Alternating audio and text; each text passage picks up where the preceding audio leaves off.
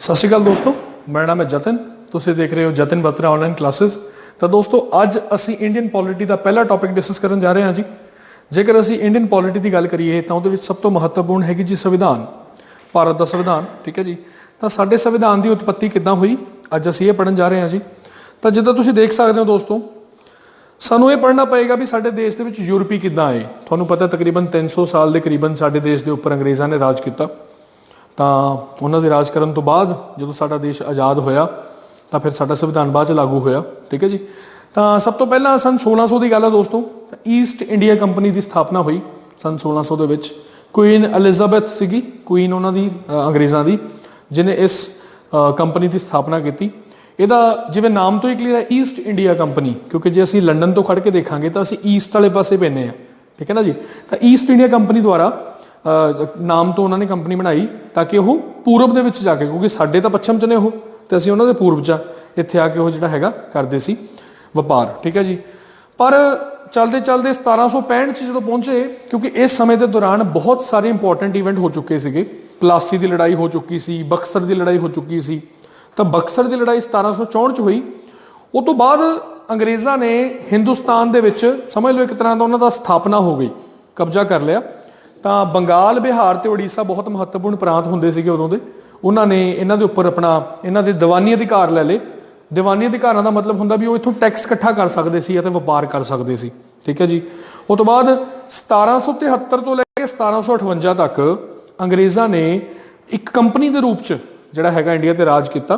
ठीक है जी। अते 1857 दे विच एक क्रांति हुई सी दोस्तों, बहुत महत्वपूर्ण। तुहानूं पता है, आपां इतिहास उहदे बारे पढ़ना है।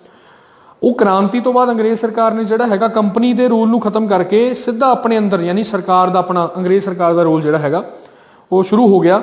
जिहड़ी क्वीन हुंदी सी उन्हां दे अंडर ये चला गया। ठीक है दोस्तों। तो ये सी किद्दां साडे देश यूरोपी आए। हुण यूरोपी तो आ गए दोस्तों, तो उन्होंने इत्थे आके काफ़ी जिहड़ा हैगा मतलब डिवेलपमेंट्स कीतियां, बहुत अलग अलग जिहड़े ने उन्होंने रूल पास किए। तो ये गल 1934 की है भी जदों एक बहुत मशहूर परसनैलिटी है जी MN रॉय। ठीक है जी, मबनिंदर नाथ रॉय। ये एक कम्यूनिस्ट सीगे। कम्यूनिस्ट का मतलब है जी कामरेड। ठीक है ना, कम्यूनिस्ट पार्टी नाल संबंध सीगा इन्हां दा। इन्होंने सब तो पहला कहा जी कि सानू साडे देश के लिए एक वक्री कॉन्स्टिट्यूशन असैंबली यानी संविधानिक सभा बनानी चाहिए है। हालांकि इन्हों बहुता ज़्यादा सीरीयस नहीं लेंदे सी उदों जिहड़े साडे बाकी फ्रीडम फाइटर सीगे। ठीक है जी। क्योंकि जिहड़ी इन्हां दी आइडियोलॉजी हुंदी है ना जी कम्यूनिज्म की, उन्होंने बहुता ज़्यादा वधिया नहीं समझाया जाता सीगा साडे डेमोक्रेटिक मुल्कां मतलब इंग्लैंड वर्गे मुल्कां दे विच। ठीक है जी। उस तो बाद 1935 दे विच की होया जी, जिहड़ी कांग्रेस पार्टी सी, जिहड़ी साडे देश की सब तो पुरानी पार्टी है कांग्रेस पार्टी, 1885 च बनी सी। कांग्रेस पार्टी ने डिमांड की सेम गल दी भी संविधानिक सभा होवे। अगले साल फिर जवाहर लाल नेहरू जी जिहड़े सीगे बहुत विशेष शुरू तो बहुत फेमस परसनैलिटी रहे ने, लॉयर होंदे सीगे। तो इन्हों ने भी उस डिमांड की भी साडे देश की एक वक्री कॉन्स्टिट्यूशन असैंबली होनी चाहिए है। जो तुहानूं ये गल पता होवे भी वो जवाहर लाल नेहरू ही सी जिन्हां ने 1930 दे विच 26 जनवरी 1930 नूं पूर्ण स्वराज मनाया सीगा, पूर्ण स्वराज दिवस मनाया सीगा रावी नदी के कंढे ते लाहौर दे विच। ठीक है जी।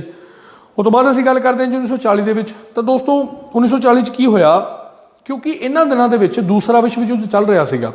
तो दोस्तों दूसरा विश्व युद्ध जो चल रहा सी इस दे विच अंग्रेज़ बड़े बुरे तरीके नाल हार रहे सी जर्मनी तो। अंग्रेज़ों ने सोचा भी असीं भारतीयों का साथ लईए, जेकर भारती साडे नाल मिल जाण तो शायद असीं युद्ध जित जाइए। तो इन्होंने सानू पेशकश रखी, एक पेशकश आई साडे अगे, उन्होंने असीं कहने आ जी अगस्त की प्रस्तावना। ठीक है ना, अगस्त प्रस्ताव आया। तो दोस्तों एक क्वेश्चन आउंदा हुंदा भी अगस्त की प्रस्तावना जदों आई, अगस्त प्रस्ताव जदों आया उदों भारत के वाइसरॉय कौन होंदे सी? तो दोस्तों उदों भारत के वाइसरॉय होंदे सी लॉर्ड लिनलिथगो। ठीक है ना जी, क्वेश्चन आउंदा हुंदा। तो ये की उन्होंने पेशकश की भी तुसीं इदां करो, साडा साथ दो विश्व युद्ध दे विच, असीं आउण वाले समय च तुहाडी एक वक्री संविधानिक सभा बनावांगे ते तुहानूं असीं होर रिप्रजेंटेशन देवांगे गवर्नमेंट दे विच। पर सानूं इन्हां दे उपर विश्वास नहीं सी, क्योंकि एक पहला धोखा असीं खा चुके सीगे। सन 1917 दे विच एक डैकलेरेशन हुई सी, उन्होंने कहंदे ने मॉन्टैग्यू डैकलेरेशन।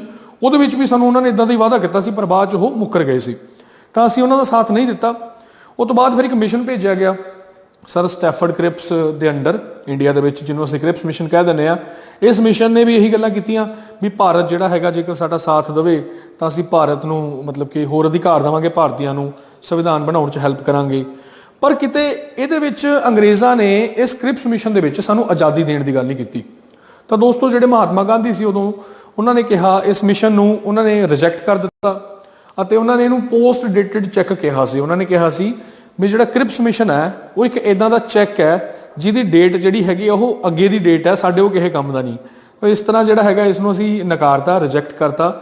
ਅਤੇ ਦੋਸਤੋ ਕੀ ਹੋਇਆ, ਗਾਂਧੀ ਜੀ ਨੇ ਭਾਰਤ ਛੱਡੋ ਅੰਦੋਲਨ ਦੀ ਸ਼ੁਰੂਆਤ ਕਰਤੀ। ਠੀਕ ਹੈ ਜੀ, ਭਾਰਤ ਛੱਡੋ ਅੰਦੋਲਨ ਸ਼ੁਰੂ ਹੋ ਗਿਆ ਜੀ। ਉਸ ਤੋਂ ਬਾਅਦ ਫਿਰ ਅੰਗਰੇਜ਼ ਜਿਹੜੇ ਨੇ, ਤੁਹਾਨੂੰ ਪਤਾ ਵਰਲਡ ਵਾਰ ਦੇ ਵਿੱਚ ਹਾਲਾਂਕਿ ਜਿੱਤ ਤਾਂ ਅੰਗਰੇਜ਼ਾਂ ਦੀ ਹੋਈ ਸੀ ਵਿਸ਼ਵ ਯੁੱਧ ਦੂਸਰੇ ਦੇ ਵਿੱਚ, ਪਰ ਅੰਗਰੇਜ਼ ਸਰਕਾਰ ਬੜੇ ਬੁਰੇ ਤਰੀਕੇ ਦੇ ਨਾਲ ਜਿਹੜਾ ਹੈਗਾ ਆਪਣਾ ਬੜਾ ਲਾਸ ਹੋਇਆ, ਉਹਨਾਂ ਦਾ ਬਹੁਤ ਨੁਕਸਾਨ ਹੋਇਆ। ਠੀਕ ਹੈ ਨਾ ਜੀ। ਇਹ ਤੋਂ ਇਲਾਵਾ ਫਿਰ 1946 ਚ ਜਾਂਦੇ ਜਾਂਦੇ ਉਹਨਾਂ ਨੇ ਸਾਡੀ ਸੰਵਿਧਾਨਿਕ ਸਭਾ ਨੂੰ ਬਣਾਉਣ ਦੀ ਮਨਜ਼ੂਰੀ ਦਿੱਤੀ। ਤਾਂ ਇੱਕ ਮਿਸ਼ਨ ਆਇਆ 1946 ਚ ਜਿਹਨੂੰ ਅਸੀਂ ਕਹਿੰਦੇ ਆ ਕੈਬਨਿਟ ਮਿਸ਼ਨ। ਇਹ ਬਹੁਤ ਮਹੱਤਵਪੂਰਨ ਹੈ ਜੀ।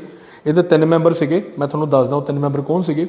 ਇਹਨਾਂ ਨੇ ਆ ਕੇ ਸਾਡੇ ਦੇਸ਼ ਦੇ ਵਿੱਚ ਸੰਵਿਧਾਨਿਕ ਸਭਾ ਦਾ ਗਠਨ ਕੀਤਾ ਅਤੇ ਸਾਡਾ ਸੰਵਿਧਾਨ ਬਣਨਾ ਸ਼ੁਰੂ ਹੋ ਗਿਆ। ਦੋਸਤੋ ਬੜੇ ਬੇਸਿਕ ਜਿਹੇ ਫੈਕਟ ਤੁਸੀਂ ਪੜ੍ਹੀ ਹੈ, ਦੇਖੋ ਤੁਹਾਡਾ ਪੀਐਸ ਟੈਟ ਦਾ ਪੇਪਰ ਜੇ ਕਲੀਅਰ ਹੈ ਬਈ ਸੰਵਿਧਾਨ ਨੂੰ ਬਣਨ 'ਚ ਫਿਰ 2 ਸਾਲ 11 ਮਹੀਨੇ 18 ਦਿਨ ਲੱਗੇ ਅਤੇ ਸੰਵਿਧਾਨ ਜਿਹੜਾ ਹੈਗਾ ਸਾਡਾ ਉਹ ਬਣ ਕੇ ਕੰਪਲੀਟ ਹੋ ਗਿਆ ਸੀਗਾ ਜੀ 26 ਨਵੰਬਰ 1949 ਨੂੰ। ਅਤੇ ਅਸੀਂ 26 ਜਨਵਰੀ 1950 ਨੂੰ ਉਹਨੂੰ ਲਾਗੂ ਕਰਤਾ। ਇਹ ਤੁਹਾਨੂੰ ਮੈਂ ਦੱਸ ਹੀ ਚੁੱਕਿਆ ਵੀ 26 ਜਨਵਰੀ ਦਾ ਦਿਨ ਬਹੁਤ ਮਹੱਤਵਪੂਰਨ ਹੈ ਕਿਉਂਕਿ ਜਵਾਹਰ ਲਾਲ ਨਹਿਰੂ ਹੋਰਾਂ ਨੇ ਪੂਰਨ ਸਵਰਾਜ ਦੀ ਉਦੋਂ ਮਤਲਬ ਡੈਕਲੇਰੇਸ਼ਨ ਕਰਤੀ ਸੀ 1930 ਦੇ ਵਿੱਚ। ਤਾਂ ਉਹ 26 ਜਨਵਰੀ ਦਾ ਜਿਹੜਾ ਦਿਨ ਹੈ ਉਹ ਬਹੁਤ ਮਹੱਤਵਪੂਰਨ ਮੰਨਿਆ ਜਾਂਦਾ। ਤੁਸੀਂ ਮੈਨੂੰ ਇੱਕ ਕੁਐਸਚਨ ਦਾ ਜਵਾਬ ਦਿਓ ਦੋਸਤੋ, ਬਈ ਜਿਹੜਾ 15 ਅਗਸਤ ਨੂੰ ਸਾਡਾ ਦੇਸ਼ ਆਜ਼ਾਦ ਹੋਇਆ ਤਾਂ ਕਿਉਂ 15 ਅਗਸਤ ਨੂੰ ਹੀ ਕਿਉਂ ਦੇਸ਼ ਨੂੰ ਆਜ਼ਾਦੀ ਮਿਲੀ? ਉਹ ਇੱਕ ਬੜਾ ਖਾਸ ਦਿਨ ਸੀਗਾ। ਕਿਹਦੇ ਲਈ ਉਹ ਖਾਸ ਦਿਨ ਸੀ ਦੋਸਤੋ? ਲਾਰਡ ਮਾਊਂਟ ਬੈਟਨ ਦੇ ਲਈ, ਜਿਹੜੇ ਸਾਡੇ ਦੇਸ਼ ਦੇ ਆਖਰੀ ਵਾਇਸਰੋਏ ਸੀਗੇ। ਠੀਕ ਹੈ ਨਾ। ਤੁਸੀਂ ਮੈਨੂੰ ਟੈਲੀਗ੍ਰਾਮ ਚੈਨਲ ਦੇ ਉੱਪਰ ਜ਼ਰੂਰ ਇਸ ਗੱਲ ਨੂੰ ਲਿਖ ਕੇ ਦੱਸਿਓ ਮੈਨੂੰ ਵੀ ਕਿਉਂ 15 ਅਗਸਤ ਦਾ ਦਿਨ ਚੁਣਿਆ ਗਿਆ। ਠੀਕ ਹੈ ਦੋਸਤੋ। ਹਾਲਾਂਕਿ 15 ਅਗਸਤ ਨੂੰ ਸਾਨੂੰ ਆਜ਼ਾਦੀ ਮਿਲੀ ਸੀ, ਪਰ ਪਾਕਿਸਤਾਨ ਨੇ ਆਪਣੇ ਆਪ ਨੂੰ ਇੰਡੀਪੈਂਡੈਂਟ 14 ਅਗਸਤ ਯਾਨੀ ਕਿ ਉਹ ਆਪਣਾ ਆਜ਼ਾਦੀ ਦਿਵਸ 14 ਅਗਸਤ ਨੂੰ ਮਨਾਉਂਦੇ। ਠੀਕ ਹੈ ਜੀ। ਅੱਛਾ ਦੋਸਤੋ, ਕੈਬਨਿਟ ਮਿਸ਼ਨ ਦੀ ਮੈਂ ਗੱਲ ਕਰਦਾ ਵੀ ਕੈਬਨਿਟ ਮਿਸ਼ਨ ਆਇਆ ਸਨ 1946 ਦੇ ਵਿੱਚ। ਤਾਂ ਇਹਦੇ 3 ਮੈਂਬਰ ਸੀਗੇ। ਸਭ ਤੋਂ ਪਹਿਲਾਂ ਤਾਂ ਉਹੀ ਸਰ ਸਟੈਫਰਡ ਕ੍ਰਿਪਸ, ਪੈਥਿਕ ਲਾਰੈਂਸ ਅਤੇ ਏਵੀ ਅਲੈਗਜ਼ੈਂਡਰ। ਇਹਨਾਂ ਨੂੰ ਭਾਰਤ ਦੇ ਵਿੱਚ ਸਪੈਸ਼ਲੀ ਇਸੇ ਕਰਕੇ ਭੇਜਿਆ ਗਿਆ ਸੀ ਕਿ ਸੰਵਿਧਾਨ ਬਣਨਾ ਸ਼ੁਰੂ ਹੋ ਜਾਏ, ਸੰਵਿਧਾਨਿਕ ਸਭਾ ਬਣੇ। ਪਰ ਦੋਸਤੋ ਇਸ ਮਿਸ਼ਨ ਦੇ ਵਿੱਚ ਕਿਤੇ ਵੀ ਇਹਨਾਂ ਨੇ ਭਾਰਤ ਦੀ ਵੰਡ ਦੀ ਗੱਲ ਨਹੀਂ ਕੀਤੀ ਸੀ। ਇਹ ਤਾਂ ਮੁਸਲਿਮ ਲੀਗ ਨੇ 1946 ਦੇ ਵਿੱਚ ਜਦੋਂ ਡਾਇਰੈਕਟ ਐਕਸ਼ਨ ਡੇ ਡਿਕਲੇਅਰ ਕਰਤਾ ਉਦੋਂ ਫਿਰ ਉਹ ਪਾਕਿਸਤਾਨ ਵੱਲੋਂ ਚਲੇ ਗਏ। ਅਦਰਵਾਈਜ਼ ਮੈਂ ਤੁਹਾਨੂੰ ਇਹ ਦੱਸ ਦੇਵਾਂ 1946 ਤੱਕ ਕਿਤੇ ਵੀ ਅੰਗਰੇਜ਼ਾਂ ਨੇ ਇਹ ਗੱਲ ਨਹੀਂ ਕੀਤੀ ਵੀ ਆਪਾਂ ਭਾਰਤ ਦੇ ਵਿੱਚੋਂ ਪਾਕਿਸਤਾਨ ਨੂੰ ਅਲੱਗ ਕਰੀਏ। ਸੋ ਕਹਿਣ ਦਾ ਭਾਵ ਆਹ ਸੀ ਕੈਬਨਿਟ ਮਿਸ਼ਨ।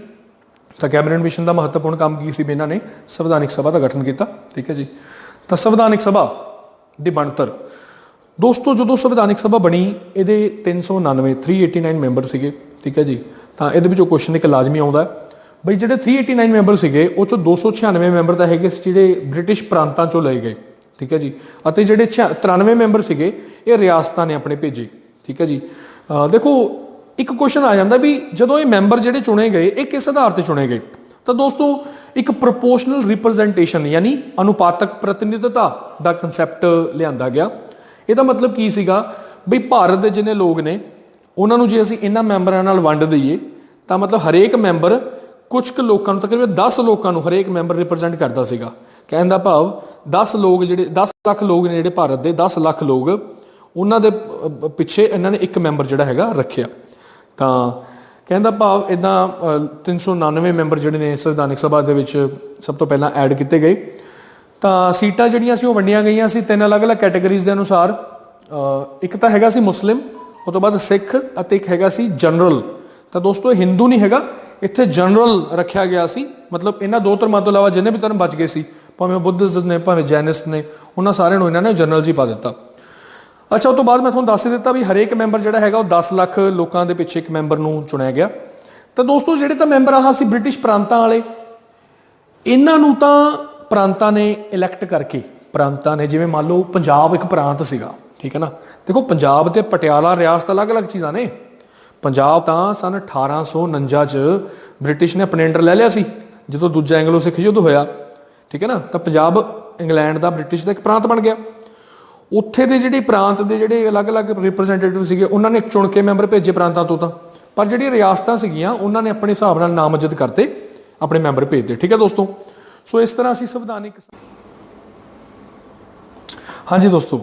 ਤਾਂ ਅੱਗੇ ਹੈਗਾ ਜੀ ਵਰਕਿੰਗ ਆਫ ਦਾ ਅਸੈਂਬਲੀ, ਬਈ ਅਸੈਂਬਲੀ ਨੇ ਕਿੱਦਾਂ ਕੰਮ ਕੀਤਾ। ਤਾਂ ਦੋਸਤੋ ਅਸੈਂਬਲੀ ਦੀ ਪਹਿਲੀ ਮੀਟਿੰਗ ਜਿਹੜੀ ਹੈ ਉਹ 9 ਦਸੰਬਰ 1946 ਨੂੰ ਹੋਈ। ਠੀਕ ਹੈ ਜੀ। ਤੇ ਅਸੈਂਬਲੀ ਦੇ ਕੁੱਲ ਸੈਸ਼ਨ 11 ਹੋਏ ਦੋਸਤੋ। ਠੀਕ ਹੈ ਜੀ। ਤਾਂ 26 ਨਵੰਬਰ 1949 ਤੱਕ ਇਹਨਾਂ ਨੇ ਕੰਮ ਕੀਤਾ। ਤਕਰੀਬਨ 2 ਸਾਲ 11 ਮਹੀਨੇ 18 ਦਿਨ ਬਣਦੇ ਨੇ। ਠੀਕ ਹੈ ਦੋਸਤੋ।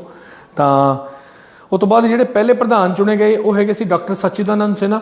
ਤਾਂ ਦੋਸਤੋ ਸਚਿਦਾਨੰਦ ਸਿਨਹਾ ਕਿਉਂਕਿ ਸਾਡੀ ਅਸੈਂਬਲੀ ਦੇ ਸਭ ਤੋਂ ਸੀਨੀਅਰ ਮੈਂਬਰ ਸੀ ਏਜ ਵਾਈਜ਼ ਜੇ ਆਪਾਂ ਦੇਖੀਏ ਤਾਂ ਉਹਨਾਂ ਨੂੰ ਅਸਥਾਈ ਰੂਪ 'ਚ ਪ੍ਰਧਾਨ ਚੁਣ ਲਿਆ ਗਿਆ, ਪਰ ਬਾਅਦ ਦੇ ਵਿੱਚ ਵੋਟਾਂ ਪਾ ਕੇ ਅਸੈਂਬਲੀ ਦੇ ਮੈਂਬਰਾਂ ਦੁਆਰਾ ਡਾਕਟਰ ਰਜਿੰਦਰ ਪ੍ਰਸਾਦ ਨੂੰ ਸਥਾਈ ਮੈਂਬਰ ਦੇ ਤੌਰ ਤੇ ਚੁਣ ਲਿਆ ਗਿਆ ਦੋਸਤੋ। ਠੀਕ ਹੈ ਜੀ। ਉਸ ਤੋਂ ਬਾਅਦ ਅਸੀਂ ਗੱਲ ਕਰਦੇ ਹਾਂ ਜੀ ਵਾਈਸ ਪ੍ਰੈਜ਼ੀਡੈਂਟ ਯਾਨੀ ਉਪ ਪ੍ਰਧਾਨ। ਸਾਡੀ ਅਸੈਂਬਲੀ ਦੇ 2 ਸੀ ਦੋਸਤੋ, ਇੱਕ ਹੈਗੀ ਸੀ ਡਾਕਟਰ HC ਮੁਖਰਜੀ ਅਤੇ ਇੱਕ ਹੈਗੀ ਸੀ VT ਕ੍ਰਿਸ਼ਨਾਮਾਚਾਰੀ। ਠੀਕ ਹੈ ਜੀ। ਤਾਂ ਦੋਸਤੋ ਮੈਨੂੰ ਇਹ ਦੱਸੋ ਕਿ ਅੱਜ ਦੀ ਡੇਟ 'ਚ ਸਾਡੀ ਲੋਕ ਸਭਾ ਦੇ ਸਪੀਕਰ ਕੌਣ ਨੇ? ਠੀਕ ਹੈ ਨਾ। ਅਤੇ ਉਦੋਂ ਸਾਡੀ ਲੋਕ ਸਭਾ ਦੇ ਸਪੀਕਰ ਕੌਣ ਸੀ ਪਹਿਲੇ? ਤਾਂ ਮੈਂ ਤੁਹਾਨੂੰ ਦੱਸ ਦਿੰਦਾ, ਪਹਿਲੇ ਲੋਕ ਸਭਾ ਦੇ ਸਪੀਕਰ ਹੈਗੇ ਸੀ GV ਮਾਵਲੰਕਰ ਅਤੇ ਹੁਣ ਹੈਗੇ ਨੇ ਜੀ ਓਮ ਬਿਰਲਾ, ਜਿਹੜੇ ਕਿ ਰਾਜਸਥਾਨ ਦੇ ਕੋਟੇ ਤੋਂ ਸੰਬੰਧ ਰੱਖਦੇ ਨੇ। ਤਾਂ ਦੋਸਤੋ ਅਗਲਾ ਜਿਹੜਾ ਹੈਗਾ ਟੌਪਿਕ ਬਹੁਤ ਮਹੱਤਵਪੂਰਨ ਹੈ ਜੀ, ਆਬਜੈਕਟਿਵ ਰੈਜ਼ੋਲੂਸ਼ਨ ਯਾਨੀ ਉਦੇਸ਼ ਪ੍ਰਸਤਾਵ। ਸਾਡੇ ਦੇਸ਼ ਦੇ ਵਿੱਚ ਜਿਹੜੇ ਜਵਾਹਰ ਲਾਲ ਨਹਿਰੂ ਨੇ ਜਦੋਂ ਅਸੈਂਬਲੀ ਦਾ ਕੰਮ ਚੱਲ ਰਿਹਾ ਸੀ ਉਦੋਂ ਇਹ ਪ੍ਰਸਤਾਵ ਲੈ ਕੇ ਆਏ 13 ਦਸੰਬਰ 1946 ਨੂੰ, ਜਿਹਦੇ ਰਾਹੀਂ ਸਾਡੇ ਸੰਵਿਧਾਨ ਦੇ ਵਿੱਚ ਪ੍ਰਸਤਾਵਨਾ ਨੂੰ ਐਡ ਕੀਤਾ ਗਿਆ ਯਾਨੀ ਪ੍ਰੈਂਬਲ ਨੂੰ ਐਡ ਕੀਤਾ ਗਿਆ। ਠੀਕ ਹੈ ਜੀ। ਇਹਦੇ ਰਾਹੀਂ ਸਾਡਾ ਦੇਸ਼ ਜਿਹੜਾ ਹੈਗਾ ਉਹ ਇੱਕ ਸੰਪੂਰਨ ਪ੍ਰਭੂ ਸੱਤਾ ਸੰਪੰਨ ਗਣਰਾਜ ਬਣ ਗਿਆ, ਜਿਹਨੂੰ ਅਸੀਂ ਕਹਿੰਦੇ ਆ ਸੋਵਰਨ ਰਿਪਬਲਿਕ। ਠੀਕ ਹੈ ਜੀ। ਸੋਵਰਨ ਡੈਮੋਕ੍ਰੈਟਿਕ ਰਿਪਬਲਿਕ ਬਣ ਗਿਆ। ਤਾਂ ਇਹਦੇ ਰਾਹੀਂ ਅਸੀਂ ਜਿਹੜੀ ਮਾਈਨੋਰਿਟੀਜ਼ ਹੁੰਦੀਆਂ ਸੀਗੀਆਂ, ਘੱਟ ਗਿਣਤੀ ਵਾਲੇ ਲੋਕ ਸੀ, ਉਹਨਾਂ ਦੀ ਰੱਖਿਆ ਕਰਨ ਦੀ ਵੀ ਅਸੀਂ ਵਾਅਦਾ ਕੀਤਾ ਅਤੇ ਇਸ ਪ੍ਰਸਤਾਵ ਨੂੰ 22 ਜਨਵਰੀ 1947 ਦੇ ਵਿੱਚ ਅਡਾਪਟ ਕਰ ਲਿਆ ਗਿਆ ਅਤੇ ਸਾਈਨ ਕਰ ਦਿੱਤਾ ਗਿਆ। ਠੀਕ ਹੈ ਦੋਸਤੋ। ਇਹ ਬਹੁਤ ਮਹੱਤਵਪੂਰਨ ਹੈ ਜੀ, ਇਹਦੀਆਂ ਡੇਟਸ ਇੰਪੋਰਟੈਂਟ ਨੇ। ਇਸ ਤੋਂ ਇਲਾਵਾ ਜਿਹੜਾ ਪ੍ਰੀਐਂਬਲ ਹੈ ਉਹਦੇ ਉੱਪਰ ਮੈਂ ਇੱਕ ਵੱਖਰੀ ਵੀਡੀਓ ਬਣਾਈ ਹੈ, ਉਹ ਮੈਂ ਤੁਹਾਨੂੰ ਸੈਂਡ ਕਰ ਦੇਣਾ। ਠੀਕ ਹੈ ਜੀ। ਤਾਂ ਦੋਸਤੋ ਸਾਡੇ ਸੰਵਿਧਾਨ ਦੇ ਵਿੱਚ ਕਿਉਂਕਿ ਪੂਰੀ ਸਭਾ ਸੀ ਤਾਂ ਇੱਕ ਬੰਦੇ ਨੇ ਤਾਂ ਸੰਵਿਧਾਨ ਬਣਾਇਆ ਨਹੀਂ, ਬੜੀਆਂ ਸਾਰੀਆਂ ਕਮੇਟੀਆਂ ਦੇ ਤਹਿਤ ਕੰਮ ਹੋਇਆ। ਤਾਂ ਆਹ ਜਿਹੜੀਆਂ 8 ਕਮੇਟੀਆਂ ਸੀਗੀਆਂ ਦੋਸਤੋ, ਮੇਜਰ ਕਮੇਟੀਆਂ। ਠੀਕ ਹੈ ਜੀ।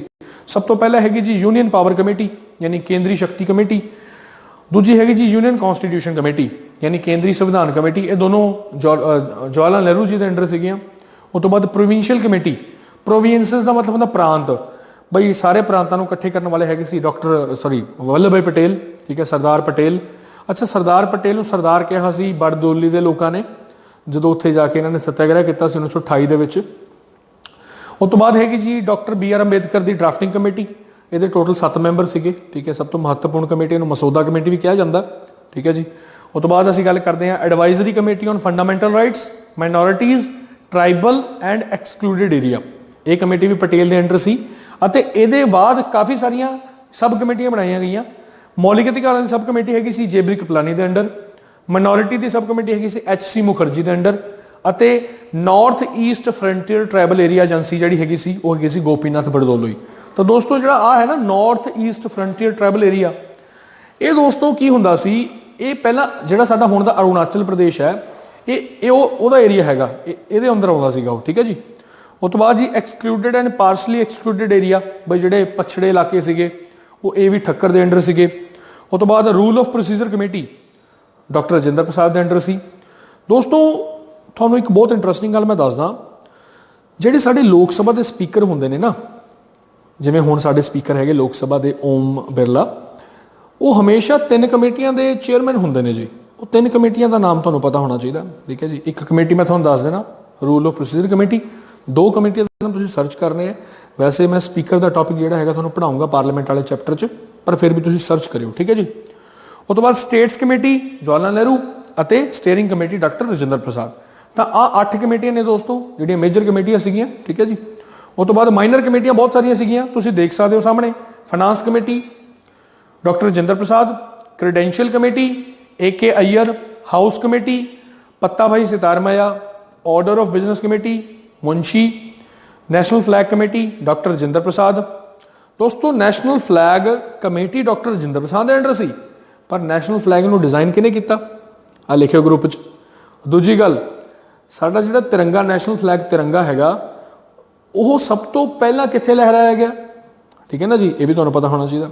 ਅੱਛਾ, ਉਸ ਤੋਂ ਬਾਅਦ functions of constitution assembly GV Mavalankar.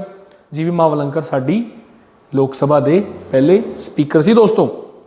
Add hoc committee on supreme court S Varadachari, ਇਹ ਸੰਵਿਧਾਨਕ ਸਭਾ ਦਾ ਮੈਂਬਰ ਨਹੀਂ ਸੀ ਪਰ ਫਿਰ ਵੀ ਸੁਪਰੀਮ ਕੋਰਟ ਦੇ ਕਮੇਟੀ ਦੇ ਅਧਿਆਕਸ਼ ਸੀਗੇ। Chief commissioner provinces. ਦੋਸਤੋ ਕੀ ਹੁੰਦਾ ਚੀਫ ਕਮਿਸ਼ਨਰ ਪ੍ਰੋਵੀਐਂਸ? ਜਿਨ੍ਹਾਂ ਨੂੰ ਹੁਣ ਅਸੀਂ ਕੇਂਦਰ ਸ਼ਾਸਿਤ ਪ੍ਰਦੇਸ਼ ਕਹਿੰਦੇ ਆ, ਪਹਿਲਾਂ ਉਹਨਾਂ ਨੂੰ ਚੀਫ ਕਮਿਸ਼ਨਰ ਪ੍ਰੋਵੀਐਂਸ ਕਿਹਾ ਜਾਂਦਾ ਹੁੰਦਾ ਸੀ। ਸਾਡਾ ਜਿਹੜਾ ਸੰਵਿਧਾਨ ਦਾ ਭਾਗ ਨੰਬਰ 7 ਹੁੰਦਾ ਸੀ ਜਿਹਨੂੰ ਅਸੀਂ 7ਵੇਂ ਸੰਸ਼ੋਧਨ 1956 ਦੁਆਰਾ ਖਤਮ ਕਰਤਾ। ਉਹਦੇ ਵਿੱਚ ਪਹਿਲਾਂ ਯੂਟੀਆਂ ਨੂੰ ਇਦਾਂ ਲਿਖਿਆ ਜਾਂਦਾ ਸੀ। ਅੱਛਾ, ਤੋਂ ਬਾਅਦ ਯੂਨੀਅਨ ਕਨਸਟੀਟਿਊਸ਼ਨ ਦੇ ਉੱਪਰ ਹੋਰ ਕਮੇਟੀ ਸੀ ਨਲਿਨੀ ਰੰਜਨ ਸਰਕਾਰ ਦੀ। ਲਿੰਗੁਇਸਟਿਕ ਪ੍ਰੋਵੀਐਂਸ ਐਸ.ਕੇ. ਧਾਰ। ਦੇਖੋ ਐਸ.ਕੇ. ਧਾਰ ਕਮਿਸ਼ਨ ਬਣਿਆ ਸੀਗਾ ਇਹ ਪੁੱਛਣ ਦੇ ਲਈ ਕਿ ਸਾਨੂੰ ਆਪਣੇ ਦੇਸ਼ ਦੇ ਵਿੱਚ ਜਿਹੜੇ ਰਾਜ ਨੇ ਕਿ ਉਹ ਭਾਸ਼ਾ ਦੇ ਆਧਾਰ ਤੇ ਵੰਡਣੇ ਚਾਹੀਦੇ ਨੇ ਕਿ ਨਹੀਂ ਵੰਡਣੇ ਚਾਹੀਦੇ। ਠੀਕ ਹੈ ਜੀ, ਹੈ ਇਹਨਾਂ ਨੇ ਮਨਾ ਕਰਤਾ ਸੀ। Special committee to examine the draft doctor Jawahar Lal Nehru. ਉਸ ਤੋਂ ਬਾਅਦ ਜੀ press gallery committee Usha Nath Sen ਅਤੇ ਸਿਟੀਜ਼ਨਸ਼ਿਪ ਦੀ ਕਮੇਟੀ ਸੀ ਐਸ ਵਰਦਾਚਾਰੀ। ਇਹ ਸੇਮ ਹੀ ਸੀ ਜੀ ਸੁਪਰੀਮ ਕੋਰਟ ਦੇ ਸਿਟੀਜ਼ਨਸ਼ਿਪ ਦੇ ਮਤਲਬ ਚੇਅਰਮੈਨ। ਠੀਕ ਹੈ, ਕਮੇਟੀ ਦੇ। ਸੋ ਆ ਕੁਝ ਮਾਈਨਰ ਕਮੇਟੀਆਂ ਨੇ ਦੋਸਤੋ। ਠੀਕ ਹੈ ਜੀ, ਸੋ ਇਹਨਾਂ ਨੂੰ ਤੁਸੀਂ ਯਾਦ ਕਰਨਾ ਹੈਗਾ। ਉਸ ਤੋਂ ਬਾਅਦ ਅਸੀਂ ਗੱਲ ਕਰਦੇ ਹਾਂ ਜੀ ਮਸੌਦਾ ਕਮੇਟੀ, ਜਿੱਦਾਂ ਮੈਂ ਤੁਹਾਨੂੰ ਦੱਸਿਆ ਡਰਾਫਟਿੰਗ ਕਮੇਟੀ, ਜਿਹਦੇ ਚੇਅਰਮੈਨ ਕੌਣ ਸੀ? Doctor B R Ambedkar. ਇਸ ਤੋਂ ਇਲਾਵਾ 6 ਮੈਂਬਰ ਹੋਰ ਸੀ। ਇਸ ਕਮੇਟੀ ਦੇ ਕੁੱਲ 7 ਮੈਂਬਰ ਸੀਗੇ ਜੀ। ਇਹਨੂੰ 29 ਅਗਸਤ 1947 ਨੂੰ ਬਣਾਇਆ ਗਿਆ ਦੋਸਤੋ। ਤਾਂ ਪਹਿਲਾਂ ਡਾਕਟਰ ਬੀ ਆਰ ਅੰਬੇਦਕਰ ਸਾਡੇ ਦੇਸ਼ ਦੇ ਪਹਿਲੇ ਕਾਨੂੰਨ ਮੰਤਰੀ ਵੀ ਰਹੇ ਨੇ ਜੀ। ਠੀਕ ਹੈ, ਦੂਸਰੇ ਨੰਬਰ ਤੇ ਐਨ ਗੋਪਾਲਾ ਸਵਾਮੀ ਅਯੰਗਰ। ਉਸ ਤੋਂ ਬਾਅਦ Alladi Krishnaswami Ayyar, doctor K M Munshi, Syed Mohammad Saadulla, doctor B L Mitter ਹੁੰਦੇ ਸੀ ਪਹਿਲਾਂ। ਉਹ ਹੈਲਥ ਉਹਨਾਂ ਦੀ ਥੋੜੀ ਜਿਹੀ ਠੀਕ ਨਹੀਂ ਰਹਿੰਦੀ ਸੀ, ਇਸ ਕਰਕੇ ਫਿਰ ਐਨ ਮਾਧਵ ਰਾਓ ਆ ਗਏ। ਅਤੇ ਉਸ ਤੋਂ ਬਾਅਦ ਡੀ.ਪੀ ਖੈਤਾਨ ਹੁੰਦੇ ਸੀ। ਇਹਨਾਂ ਦੀ ਡੈਥ ਹੋ ਗਈ ਸੀ ਸੰਵਿਧਾਨ ਬਣਨ ਦੇ ਪ੍ਰੋਸੈਸ ਦੇ ਦੌਰਾਨ। ਫਿਰ ਇਹਨਾਂ ਦੀ ਥਾਂ ਤੇ ਟੀ.ਟੀ. ਕ੍ਰਿਸ਼ਨਾਮਾਚਾਰੀ ਆ ਗਏ ਸੀ ਦੋਸਤੋ। ਠੀਕ ਹੈ ਜੀ, ਸੋ ਇਹ ਸੀ ਸਾਡੀ ਡਰਾਫਟਿੰਗ ਕਮੇਟੀ ਅਤੇ ਉਹਦੇ ਮੈਂਬਰ। ਅੱਗੇ ਚੱਲਦੇ ਹਾਂ ਦੋਸਤੋ। ਸਾਡਾ ਸੰਵਿਧਾਨ 26 ਨਵੰਬਰ 1949 ਨੂੰ ਬਣ ਕੇ ਤਿਆਰ ਹੋ ਗਿਆ ਅਤੇ 26 ਜਨਵਰੀ 1950 ਨੂੰ ਅਸੀਂ ਲਾਗੂ ਕਰਤਾ। ਮੈਂ ਤੁਹਾਨੂੰ ਦੱਸ ਹੀ ਚੁੱਕਿਆ ਵੀ 26 ਜਨਵਰੀ ਸਾਡੇ ਲਈ ਬਹੁਤ ਮਹੱਤਵਪੂਰਨ ਦਿਨ ਹੈ, ਕਿਉਂਕਿ 1930 ਦੇ ਵਿੱਚ ਜਵਾਹਰ ਲਾਲ ਨਹਿਰੂ ਦੁਆਰਾ ਪੂਰਨ ਸਵਰਾਜ ਦਿਵਸ ਦੀ ਮੰਗ ਕੀਤੀ ਗਈ ਸੀ ਰਾਵੀ ਨਦੀ ਦੇ ਕੰਢੇ ਤੇ ਲਾਹੌਰ ਦੇ ਵਿੱਚ। ਠੀਕ ਹੈ ਜੀ, ਤਾਂ ਸੰਵਿਧਾਨ ਸਾਡਾ ਬਣ ਗਿਆ। ਜਦੋਂ ਸਾਡਾ ਸੰਵਿਧਾਨ ਬਣਿਆ ਤਾਂ ਇਹ 'ਚ ਦੋਸਤੋ 12 ਤਾਂ ਭਾਗ ਸੀਗੇ, 8 ਅਨੁਸੂਚੀਆਂ ਸੀਗੀਆਂ ਅਤੇ 395 ਆਰਟੀਕਲ ਸੀਗੇ। ਠੀਕ ਹੈ ਦੋਸਤੋ, ਤੇ ਤੁਸੀਂ ਅੱਜ ਮੈਨੂੰ ਹੁਣੇ ਲਿਖ ਕੇ ਦੱਸਣਾ ਗਰੁੱਪ 'ਚ ਕਿ ਹੁਣ ਸਾਡੇ ਸੰਵਿਧਾਨ ਦੇ ਵਿੱਚ ਕਿੰਨੇ ਭਾਗ ਨੇ, ਕਿੰਨੀਆਂ ਅਨੁਸੂਚੀਆਂ ਨੇ ਅਤੇ ਕਿੰਨੇ ਅਨੁਛੇਦ ਨੇ ਦੋਸਤੋ। ਠੀਕ ਹੈ ਜੀ। ਅੱਛਾ, ਡਾਕਟਰ ਜਿਹੜੇ ਬੀ ਆਰ ਅੰਬੇਦਕਰ ਸੀਗੇ ਇਹ ਸਾਡੇ ਦੇਸ਼ ਦੇ ਪਹਿਲੇ ਕਾਨੂੰਨ ਮੰਤਰੀ ਬਣੇ। ਠੀਕ ਹੈ, ਇਹਨਾਂ ਨੇ ਬਹੁਤ ਜ਼ਿਆਦਾ ਐਫਰਟਸ ਕੀਤੇ ਜਿਹੜੀਆਂ ਸਾਡੀਆਂ ਮਤਲਬ ਪਛੜੀਆਂ ਕੁਝ ਮਤਲਬ ਜਿਹੜੇ ਲੋਕ ਜਿਨ੍ਹਾਂ ਨੂੰ ਮਤਲਬ ਉਦੋਂ ਸੋ ਕਾਲਡ ਪਛੜੀ ਜਾਤੀ ਦੇ ਲੋਕ ਕਿਹਾ ਜਾਂਦਾ ਸੀ, ਪਰ ਇਹਨਾਂ ਨੇ ਉਹਨਾਂ ਲਈ ਬਹੁਤ ਕੰਮ ਕੀਤਾ ਜੀ। ਠੀਕ ਹੈ, ਡਾਕਟਰ ਬੀ ਆਰ ਅੰਬੇਦਕਰ ਨੂੰ ਮਾਡਰਨ ਮਨੂ ਵੀ ਕਿਹਾ ਜਾਂਦਾ। ਮਨੂ ਕੌਣ ਸੀ? ਮਨੂ ਨੂੰ ਕਿਹਾ ਜਾਂਦਾ ਜੀ ਪਹਿਲਾ ਕਿੰਗ, ਫਸਟ ਕਿੰਗ। ਠੀਕ ਹੈ ਨਾ, ਇਹ first law maker of India. ਤਾਂ ਡਾਕਟਰ ਬੀ ਆਰ ਅੰਬੇਦਕਰ ਦਾ ਬਹੁਤ ਨਾਮ ਹੈ ਜੀ। ਉਸ ਤੋਂ ਬਾਅਦ ਅਸੀਂ ਅੱਗੇ ਚੱਲਦੇ ਹਾਂ ਜੀ। ਸੰਵਿਧਾਨ ਦੇ ਚਿੰਨ੍ਹ ਪੜ੍ਹਦੇ ਹਾਂ ਕੁਝ। ਤਾਂ ਸਾਡੇ ਰਾਸ਼ਟਰੀ ਝੰਡਾ ਜਿਹੜਾ ਹੈਗਾ, ਨੈਸ਼ਨਲ ਫਲੈਗ ਜਿਹੜਾ ਹੈਗਾ, ਉਹ 22 ਜੁਲਾਈ 1947 ਨੂੰ ਅਡਾਪਟ ਕੀਤਾ ਗਿਆ ਦੋਸਤੋ। ਤਾਂ ਮੈਂ ਤੁਹਾਨੂੰ ਦੱਸਿਆ ਪਿੰਗਾਲੀ ਵੈਨਕਇਆ ਨੇ ਸਾਡਾ ਝੰਡਾ ਜਿਹੜਾ ਹੈਗਾ ਉਹ ਡਿਜ਼ਾਈਨ ਕੀਤਾ। ਰਾਸ਼ਟਰੀ ਗਾਨ ਅਤੇ ਰਾਸ਼ਟਰੀ ਗੀਤ, ਨੈਸ਼ਨਲ ਐਂਥਮ ਅਤੇ ਨੈਸ਼ਨਲ ਸੌਂਗ ਅਸੀਂ 24 ਜਨਵਰੀ 1950 ਨੂੰ ਅਡਾਪਟ ਕੀਤੇ ਜੀ। ਤਾਂ ਦੋਸਤੋ ਤੁਹਾਨੂੰ ਪਤਾ ਹੋਣਾ ਚਾਹੀਦਾ ਹੈ ਕਿ ਰਾਸ਼ਟਰੀ ਗਾਨ ਸਾਡਾ ਜਿਹੜਾ ਹੈਗਾ ਉਹ ਜਨ ਗਣ ਮਨ। ਠੀਕ ਹੈ ਜੀ, 52 ਸੈਕਿੰਡ ਦੇ ਵਿੱਚ ਗਾਇਆ ਜਾਂਦਾ, ਪਰ ਜਿਹੜੇ ਆਰਮੀ ਵਾਲੇ ਨੇ ਆਰਮੀ ਵਰਜ਼ਨ ਜਿਹੜਾ ਉਹਦਾ ਹੈਗਾ ਉਹ 15 ਸੈਕਿੰਡ ਦੇ ਵਿੱਚ ਉਹਨੂੰ ਗਾ ਦਿੰਦੇ ਆ। ਅੱਛਾ, ਰਾਸ਼ਟਰੀ ਗਾਨ ਜਿਹੜੇ ਸਾਡਾ ਹੈਗਾ ਡਾਕਟਰ ਰਵਿੰਦਰਨਾਥ ਟੈਗੋਰ ਨੇ ਗਾਇਆ ਸੀ, ਸਭ ਤੋਂ ਪਹਿਲਾਂ 1911 ਦੇ ਵਿੱਚ ਗਾਇਆ ਗਿਆ। ਠੀਕ ਹੈ ਜੀ। ਰਾਸ਼ਟਰੀ ਗੀਤ ਵੰਦੇ ਮਾਤਰਮ, ਇਹ ਆਨੰਦ ਮੱਠ ਨਾਮ ਦੀ ਇੱਕ ਕਿਤਾਬ ਸੀਗੀ ਜੀ ਬੰਕਿਮ ਚੰਦਰ ਚਟਰਜੀ ਦੀ। ਉਹਨਾਂ ਨੇ ਉਹ ਕਿਤਾਬ ਲਿਖੀ ਸੀ ਇੱਕ ਵਿਦਰੋਹ ਕਰਕੇ। ਇੱਕ ਵਿਦਰੋਹ ਹੋਇਆ ਸੀ ਇੰਡੀਆ ਦੇ ਵਿੱਚ, ਸੰਨਿਆਸੀ ਵਿਦਰੋਹ। ਠੀਕ ਹੈ, ਬੰਗਾਲ ਦੇ ਵਿੱਚ ਇੱਕ ਵਿਦਰੋਹ ਹੋਇਆ ਸੀ। ਉਹਨਾਂ ਨੇ ਉਸ ਵਿਦਰੋਹ ਦੇ ਉੱਪਰ ਇੱਕ ਕਿਤਾਬ ਲਿਖੀ ਸੀ ਆਨੰਦ ਮੱਠ, ਜਿਹਦੇ ਵਿੱਚੋਂ ਅਸੀਂ ਆਪਣਾ ਰਾਸ਼ਟਰੀ ਗੀਤ ਲਿਆ। ਠੀਕ ਹੈ ਜੀ, ਇਹ ਦੋਨੋਂ 24 ਜਨਵਰੀ 1950 ਨੂੰ ਹੀ ਅਡਾਪਟ ਕੀਤੇ ਗਏ ਸਾਡੀ ਸੰਵਿਧਾਨਕ ਸਭਾ ਦੁਆਰਾ। ਅੱਛਾ, ਉਸ ਤੋਂ ਬਾਅਦ ਰਾਸ਼ਟਰੀ ਝੰਡੇ ਦਾ ਅਨੁਪਾਤ 3:2 ਹੁੰਦਾ ਦੋਸਤੋ। ਇੱਦਾਂ 3 ਉਹਦੀ ਚੌੜਾਈ ਹੁੰਦੀ ਹੈ ਤੇ 2 ਦੀ ਉਚਾਈ ਹੁੰਦੀ ਹੈ ਅਤੇ ਇਹਨੂੰ ਬਣਾਉਣ ਲਈ ਹਮੇਸ਼ਾ ਖੱਦਰ ਦੀ ਵਰਤੋਂ ਕੀਤੀ ਜਾਂਦੀ ਹੈ ਦੋਸਤੋ।